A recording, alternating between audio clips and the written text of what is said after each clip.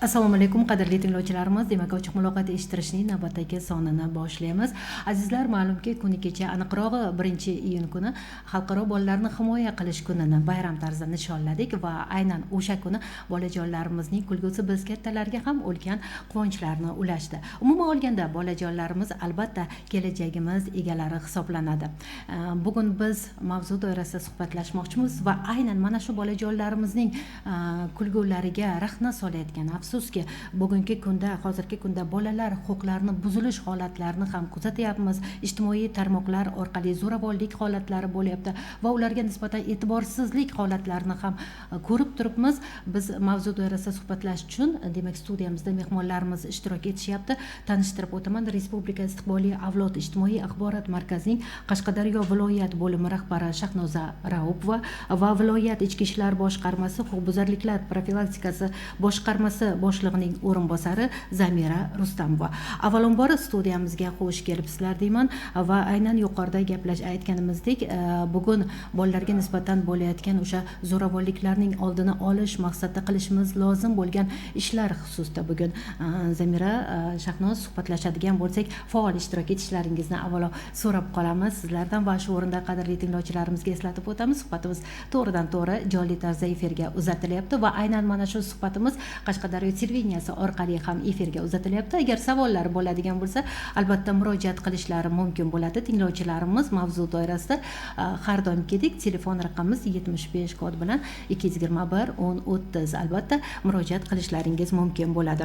Endi mana shu bolalar huquqlari haqida agar gaplashadigan bo'lsak, statistik ma'lumotlarga agar Shahnoza nazar tashlaydigan bo'lsak, bola huquqlari bo'yicha o'sha vakilga, ya'ni bolalar ombudsmaniga shunaqa murojaatlar kelib tushgan. Aynan huquqlar buzilishi bo'yicha 1064 ta murojaat kelib tushgan ekan. Bu 2024-yilda. Agar biz 2023-yil bilan solishtiradigan bo'lsak, bu 2,4 barobarga ko'payganini afsuski bildiryapti. Umuman olganda ko'z yumolmaymiz bu mavzudan. Ko'p ko'ryapmiz, ko'p kuzatyapmiz, kundalik hayotda ko'ryapmiz.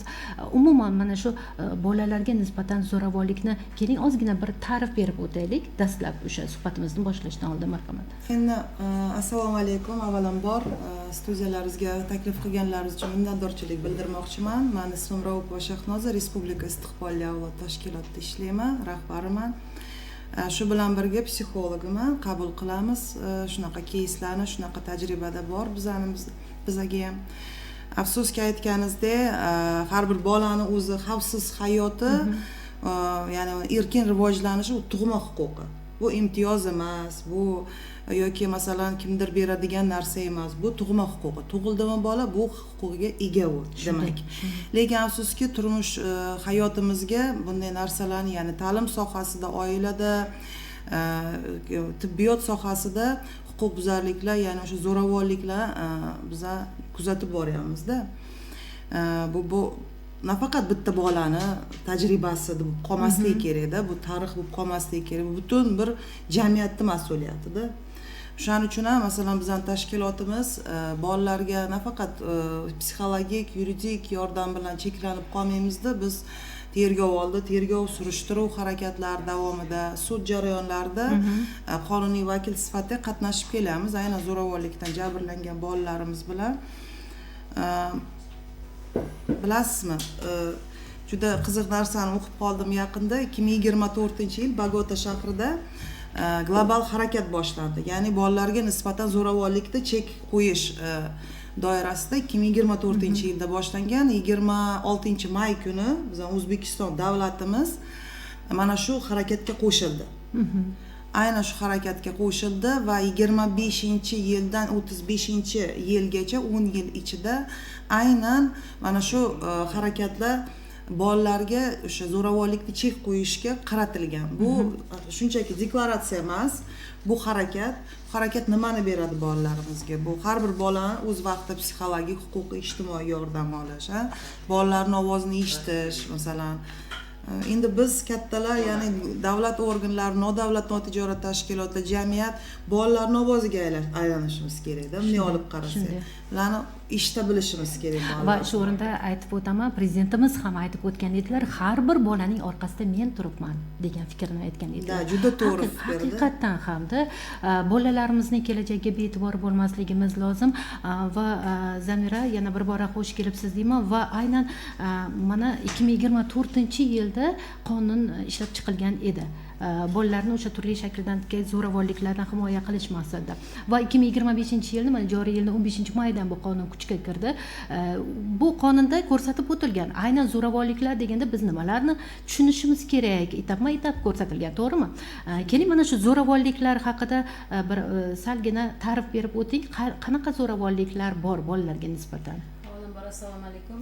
Haqiqatan bizda shu O'zbekiston hukumati tomonidan o'sha tazyiq va zo'ravonliklarga qarshi kurashda dastlabki qadam 2019-yilda tashlangandi, ya'ni xotin-qizlarni tazyiq va zo'ravonlikdan himoya qilish to'g'risida qonunimiz qabul qilindi va ushbu qonun doirasida Vazirlar Mahkamasining 2020-yilda tazyiq va zo'ravonlikdan jabrlanganlarga himoya order rasmiylashtirib berish nazarda tutilgan edi. Bunda xotin-qizlar va voyaga yetmagan qizlarga rasmiylashtirilardi. Ushbu qonunlarimiz takomillashishi davrida mana shu bugungi kunda jamiyatda ko'rilayotgan holatlardan kelib chiqib 2025-yildan boshlab biz 15-maydan voyaga yetmagan o'g'il bolalarga ham himoya order berish tizimi joriy etildi. Yo'q edi bu. Bu yo'q edi. 25-yil 15-maydan boshlab berib boshladik. Ya'ni biz bugungi kunda ko'ryapmiz haqiqatan bolalarimizni faqat xotin-qizlar emas, balki bugungi kunda voyaga yetmagan o'g'il bolalarimiz ham turli ko'rinishdagi tazyiqlarga duch kelayotganligi jamiyatimizda bugungi kunda uchrab turmoqda. Shuning uchun ham bu qonunda bugungi kunda biz amalda mana shu himoya orderlarini rasmiylashtirib berishni joriy etildi. Bu narsa tazyiqni shunaqa turlari bor, ya'ni bu iqtisodiy tazyiq, jinsiy tazyiq, jismoniy tazyiq va ruhiy tazyiqlardan bolalarimiz ham bugungi kunda bu tazyiq turlariga duch kelishadi. Ya'ni ular asosan jismoniy tazyiqqa, aksariyat holatlarda noxush bo'lsa-da aytish kerakki, jinsiy zo'ravonlikka ham ba'zi holatlarda o'g'il bolalarimiz duch kelgan holatlar ham mavjud. Bu bilan bog'liq jinoiy ishlar ham bo'lgan. Bu narsalar ichki ishlar organlarida kuzatilgan holat hisoblanadi. Biz ham bugungi kunda ularni bolalarimizni barkamol bugungi kunda voyaga yetish uchun hatto iqtisodiy, jismoniy, ruhiy tazyiqqa uchragan holatlarda ham ularga himoya orderlarini 30 kun muddatga agar muntazam ravishda agar ular tazyiqqa uchraydigan bo'lsa, o'sha oilada yoki boshqa shaxs tomonidan uni sud tomonidan 1 yilgacha muddatga uzaytirib berish choralarini ko'rib kelmoqdamiz. O'sha insonlarga nisbatan ham albatta jinoiy jazolar bor qonunchilikda. Tazyiqni himoya order talablarini buzganligi uchun ma'muriy javobgarlik to'g'risidagi kodimiz 206-1 moddasi bilan ma'muriy choralar qo'llaniladi.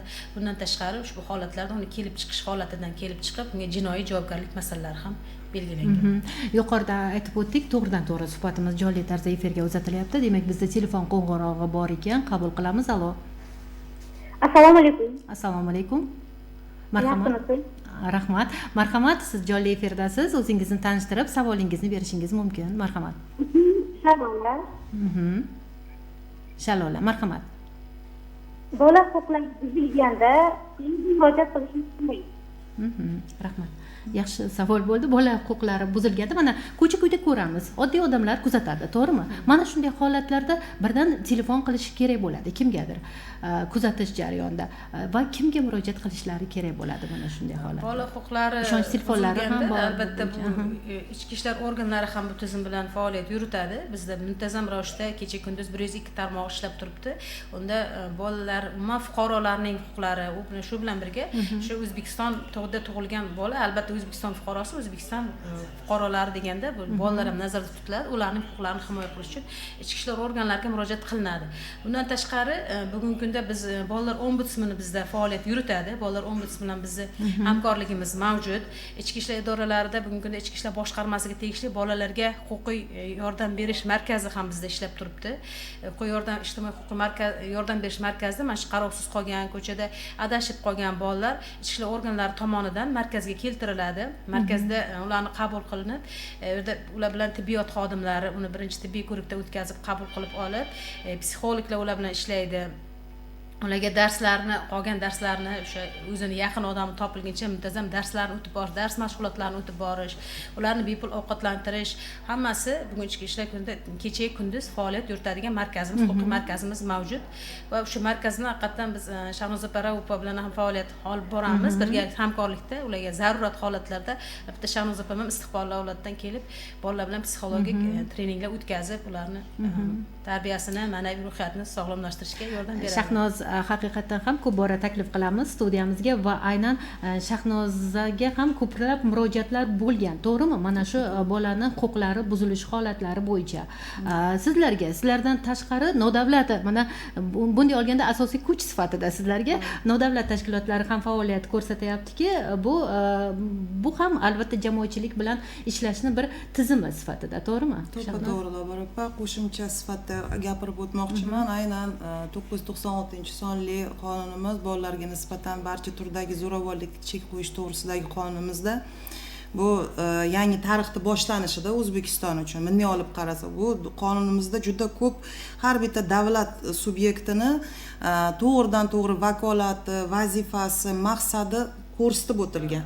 U juda chiroyli yozilgan qonun. Lekin bitta qonunimizni qabul qilish bu kamlik qiladi-da biz uchun. Biz agar hammamiz birgalikda, hamkorlikda ishlasak, bu qonunni nima deydi, hayotga tatbiq qila olamiz-da. Albatta. Ya'ni biz maqsadimiz oqibatlar bilan emas, uni oldini olish bilan qilishimiz kerak-da. Biz hozir zo'ravonlik bu oqibat. Biz faqat oqibatlar to'g'risida gapirib o'tyapmiz hozir. Lekin aynan bu qonunda uni oldini olish, o'sha aynan zo'ravonlikda yo'l qo'ymaslikka qanaqa qadam tashlashdi. Nafaqat davlat subyektlari, ota-ona, o'qituvchilar, tibbiyot xodimlari ko'rsatilganda va bu qonunda yana zo'ravonlikning turlari, yangi shakllari qo'shilgan. Bu jismoniy, jinsiy, iqtisodiy va ruhiydan tashqari bu bullying va ekspluatatsiya. Ya'ni o'sha voyaga yetmaganlar, afsuski shu biz kuzatib boryapmiz, fohishalikka majburlash yoki maktabdagi bullying nimalari kuzatib boryapmiz bolalarga. Ta'lim tizimida ta'lim tizimida. Hozir bizda yana telefon qo'ng'irog'i bor ekan, qabul qilamiz. Alo, assalomu alaykum. Assalomu alaykum. Marhamat. Assalomu alaykum, hurmatli boshlovchi. Juda ham ajoyib mavzuni ko'taribsiz. Savolim bor edi mutaxassislarga. Marhamat. Aytingchi, mana biz kuzatamiz bugungi kunda juda ko'p voyaga yetmagan bolalarni mehnatga jalb etilayotganligini, o'sha jarayonidan keyin ham yoki o'sha dars jarayonlariga xalaqit bergan holda ham shunday holatlarda ota-onalarga, tadbirkorlarga nisbatan qanday bir choralar ko'riladi? Yana bir savolim, aynan voyaga yetmagan bolalarni mehnatga jalb qilish va bola huquqlarini buzish o'rtasida o'zi qanday bog'liqlik bor? Savolim shu edi. Oldindan rahmat javob uchun. Rahmat. Marhamat. Rahmat savolingiz uchun. Haqiqatan bugungi kunda bizda mana shu qonunlarning qabul qilinishi bilan umuman tizimda o'sha bolalar huquqlarini himoya qilish bo'yicha ajoyib yangiliklar ham qonunchiligimizda ham kuzatilib kelmoqda. Ya'ni ichki ishlar tizimiga bugun voyaga yetmaganlar o'rtasidagi mana shu jinoyatchilik yoki bullying holatlarini oldini olish va o'sha bilan bog'liq ularni darsga jalb qilish, mazmunni o'tkazish, ularni maktabda hatto qarovsiz qolishligini va ularning huquqlarini o'rgatish maqsadida maktablarda ham o'sha psixolog inspektorlar lavozimlari bugungi kunda faoliyat yurityapti. Mana shu aprel-may oylaridan boshlab ular ichki ishlar tizimiga, Milliy gvardiyadan o'tib keldi va bu borada juda ko'p tizimli ishlar amalga oshirildi. Ya'ni ularni davomat tadbirlari o'tkazish, tadbirlarni, ularni darsga muntazam qatnashishlarini nazorat qilish borasida keng ko'lamli ishlar amalga oshirildi. Yoki ularni mana shu avtotransport vositalarini o'zini yoshi yetmasdan boshqarib noxush holatlarga sabab bo'lib qolgan holatlardan ularni oldini olish bo'yicha ham tadbirlar o'tkazildik. Yoki darslarga qatnashishini, choralarini ko'rish uchun ham. Keyin savolingiz o'rinliki, bolalarni mehnatga jalb qilish, voyaga yetmagan bolani, ya'ni 18 yoshgacha bo'lgan bolani mehnatidan foydalanish bu qonunchiligimiz bilan chegaralangan. Ya'ni uni mehnatdan foydalanish mumkin emas. Bu borada qonunchilikda ma'muriy javobgarlik chorasi belgilab qo'yilgan. Bu borada ham biz tadbirlar o'tkazdik. O'sha aniqlanayotgan holatlarga nisbatan ma'muriy choralar ham qo'llanildi.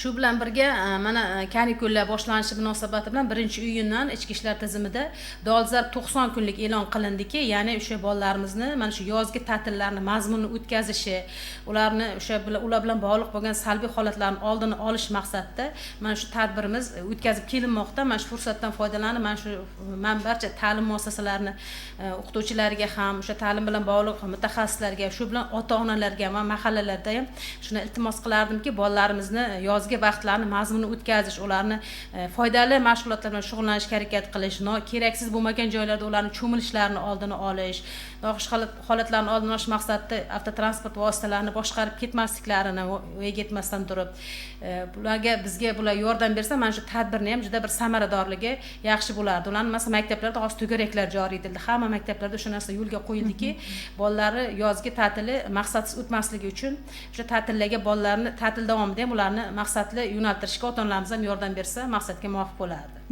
Bunday olganda har bir inson birgalikda hammamiz o'sha farzandlarimiz harakat uchun, qilish kerak, yetmaganlar uchun hammamiz mas'ulmiz. Jamiyatdagi har bir inson o'zini oldida bir ma'lum bir vazifani bajaradi. Qo'shtirnoq ichida aytishadi-da, qo'shtirnoq ichida aytganda aytilmaydigan muammo deb qaraladi-da bu muammoga Shahnoza. Endi mana chiroyli tarzda Zamira aytib o'tdilar, o'sha tadbirlarni, bu tadbirlarni asosan siz endi nodavlat bir tashkilot sifatida kuzatuvlaringiz asosida qaysilari ko'proq samara beryapti deb o'ylaysiz? Aynan bolalarga nisbatan albatta. Birinchi o'rinda u ta'lim sohasini olish kerak. U mahallalarda, ya'ni o'sha ota-onalarni, ayollarimizni yig'ib va ta'lim sohasida o'qituvchilar bilan ishlashdi. Chunki birinchi bo'lib men bekordan aytmadim, bolalarni eshita bilishimiz kerak-da, bolalarning o'zini dunyosi. Masalan, qanchalik kichkina bo'laversa, u masalan aytib berishi, o'sha bo'lib o'tgan voqeani, fojiali voqeani aytib berishi va uni tushunish juda qiyin bo'ladi.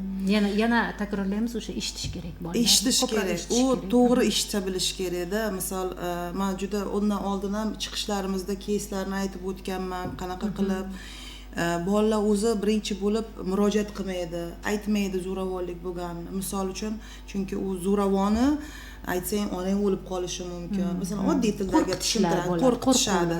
Yoki agar aytsang san aybdor qilishadi, chunki san aybdorsan deb o'zini aybdor hissi bilan, masalan, qo'rqish hissi bilan, qayerda yashashingni bilaman, ukangni qayerga o'qishini bilaman degan, mana shunaqa tajribamizda bo'lganda, shunaqa bo'lgan, shuning uchun ham vaqtiga aytmagan zo'ravonlik to'g'risida. Va birinchi bo'lib aniqlaydigan bu ota-ona, oila. Shuning uchun ham men aytmoqchiman, mahallada o'sha aynan ota-onalar bilan ishlashdi va maktabda identifikatsiya qilish, ya'ni aniqlay olish. Haqiqatan ham o'sha psixolog, inspektorlar, maktab psixologlari bu ishlash kerak bolalar bilan. Ular bilan har doim suhbatda bo'lish kerak, ishonchini qozonish kerak, ishonish kerak bola. Keyin siz ta'kidlab o'tdingiz, shu bilan birgalikda mana rahbar bo'lib ishlaysiz va psixologsizda bolalar bilan ishlash jarayonida. Ularni ruhiyatiga bu qanday ta'sir o'tkazadi? Mana bunaqa holatlar. Ruhiyatiga u hamma tomonlama ta'sir qiladi, agar bir umrga bo'lmasa. U birta konsultatsiya bilan cheklanib qolmaydi. Uni oylab ishlaymiz bitta bola bilan. Agar jabrlangan bola bo'lsa, ota-onasining ruxsati bilan, ota-onaning oldida, masalan, biz oylab, lekin birinchi bo'lib biz farzand bola bilan ishlamaymiz. Birinchi bo'lib ota-onasi bilan psixologik yordam ko'rsatamiz. Chunki biz endi bizning oldimizga olib keladi, ichki ishlarni oldiga olib borish mumkin. Ijtimoiy himoya agentligi insonlar ochilgani, o'sha yerda ham ijtimoiy xodimlar, psixologlar ishlaydi. Farzand olib keladi. Lekin bizning oldimizdan olib ketadi u bolani. Bizning ko'zimizda nazarsiz qolib ketadi-da. Shuning uchun birinchi avvalambor ota-onasiga biz psixologik yordam, ya'ni to'g'ri tushuntirish. Chunki qaysi tomonlama bolani hech qanaqa aybi yo'q, jabrlanib qolganiga hech qanaqa aybi yo'q, chunki u bola. Mavzu doirasida suhbatni uzoq davom ettirmoqchi edim, lekin bizlarga ajratilgan vaqt o'z nihoyasiga yetay deb qoldi. Azizlar, albatta bugungi mulohazalarimizdan har bir inson eshitgan, tinglagan bo'lishi mumkin, ko'rgan bo'lishi mumkin, lekin baribir mulohazalar orqali bugun o'zgacha bir fikrlay oldi va bu ta'sir o'tkazadi qaysidir bir insonga. Azizlar, suhbatdoshlarimiz Respublika istiqbolli avlod ijtimoiy axborot markazining Qashqadaryo viloyat bo'limi rahbari Shahnoza Shahnoza Raupova hamda viloyat ichki ishlar boshqarmasi huquqbuzarliklar profilaktikasi boshqarmasi boshlig'ining o'rinbosari Zamira Rustamova. Ular bilan esa suhbatni Kamina jurnalist Lobar Haydarova olib bordi va bizga yaqinda ko'maklashgani uchun operatorimiz Shahnoza Abdurahmonovaga va yigitlarimizga chunki bu aynan jonli efir orqali televideniyadan ham uzatilyapti. Minnatdorchiligimizni bildirib qolamiz. Xayr, salomat bo'linglar. Salomat bo'ling.